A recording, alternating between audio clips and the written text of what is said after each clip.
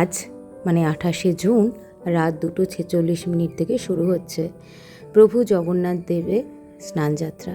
জয় জগন্নাথ।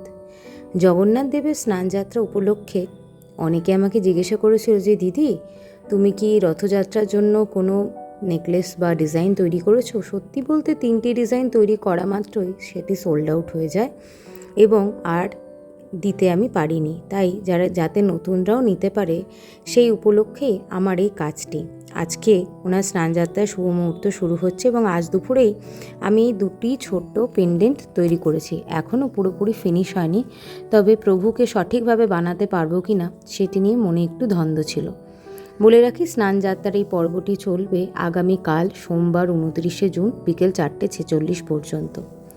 এই স্নানযাত্রার শুভ মুহূর্তটির পরে প্রভুর জ্বর আসে এবং 15 দিনের জন্য তিনি শয্যা নেন এবং তারপরে কিন্তু রথযাত্রার পূর্ণ তিথি আমরা দেখতে পাই বা আরম্ভ হয়।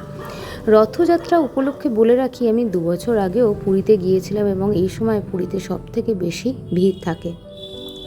সকলে ওই রথযাত্রার শুভ মুহূর্তকে দেখতে চায় একদম চোখের সামনে থেকে এবং প্রভুর যে রথ, সেই রথের দড়িটি টানবার জন্য প্রচুর মানুষের ভিড় লেগে থাকে।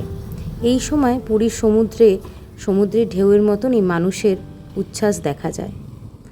অনেক মানুষের ভিড় হয় বা জমায়েত হয় এই রথযাত্রা উপলক্ষে। এই সময় হোটেল বা থাকার যেসব জায়গা থাকে সেগুলোতেও ভীষণ ভিড় থাকে, আমি নিজে গিয়েও দেখেছি। তবে পুরী আমি অনেকবারই গেছি এবং আমার বেড়ানোর জায়গার মধ্যে বলতে পারো এই পুরীটাই আমি বারংবার গিয়েছি এবং বেড়াতে পেরেছি। তো যাই হোক, আমি ভাবলাম আজকে দুপুরে যেহেতু 2:46 ওনার স্নানযাত্রার পর্ব শুরু হচ্ছে, এই শুভ মুহূর্ত থেকেই ওনাকে তৈরি করার কাজটি শুরু করে নিই।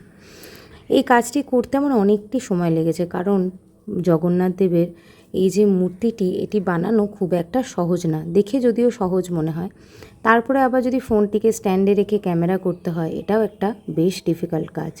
তবুও চেষ্টা করেছি তোমাদের সাথে পুরোপুরি ডিজাইনটি ভাগ করে নেওয়ার। গত বছর আমি একটি কাগজ বলা ভুল, কার্ডবোর্ড দিয়ে একটি রথ তৈরি করেছিলাম এবং সেটির ভিডিও আমার চ্যানেলে রয়েছে, তোমরা গেলেও দেখে আসতে পারো।